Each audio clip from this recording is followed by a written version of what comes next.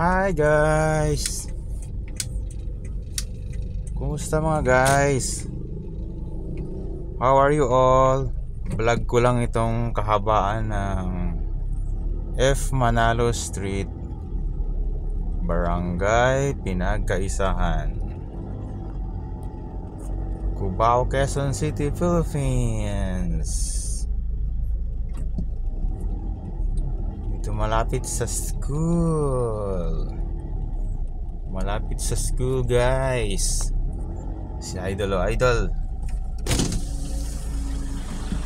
Idol, good morning! Yes guys, this is Barangay Pinagkaisahan, F. Manalo Street. Pag diniretso mo to guys, this is all the way up to the corner of A. Rodriguez Avenue, A. Rodriguez Senior. Tapos guys, pagdating dito sa corner, medyo full stop ka dito guys. Magbilang ka ng mga 10 seconds. Dahil accident prone itong corner nito guys. Ang dami nang na-accident dito. Anyway, 1, 2, 3, 4, 5. Pwede na guys. Pwede na mag-cross. Yes. Ayan, yan ang pinaka SOP dito guys. Full stop ka talaga para make sure. Minsan kasi dyan yung mga nagmumotor ang bibilis magpatakbo. Kaya full stop muna, magbilang muna ng mga 10 seconds or 5 seconds bago ka dumiretso. Yan, Manalo pa rin to guys. Dito naman guys, pagdating ng 10 PM,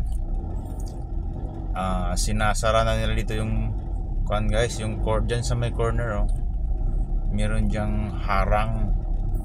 Ibig sabihin, pagdating ng 10 PM, bawal na magpasok mga sasakyan. Ayan yung corner na yan, ito. Yan. Hanggang 10 PM lang yan guys. Pag 10 PM, close na yan siya. Yan, ito. Dito sa corner ng New York Street, Cubao. Ayan guys, Barangay Pinagkaisahan pa rin to. Ayan, pag diniretso mo yan, ito, F. Manalo pa rin to guys. F. Manalo Street. Ito yung F. Manalo. Meron itong charge ng ink guys. Ayan kaya nga F. Manalo Street ito Ayan guys. Ayan Ayan siya guys. Alright dyan. Pero hanggang dyan na lang ako sa Montipidad Street guys. Dahil magra-right turn na ako. Dyan ako sa yung corner na yan.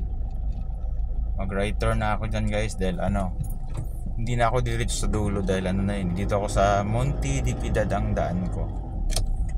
Ito ang Montipidad Street.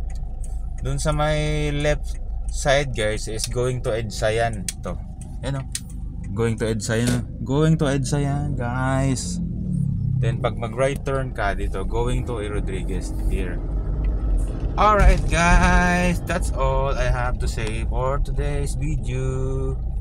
Thank you for watching. God bless you all. Bye bye. Take care every time. Bye.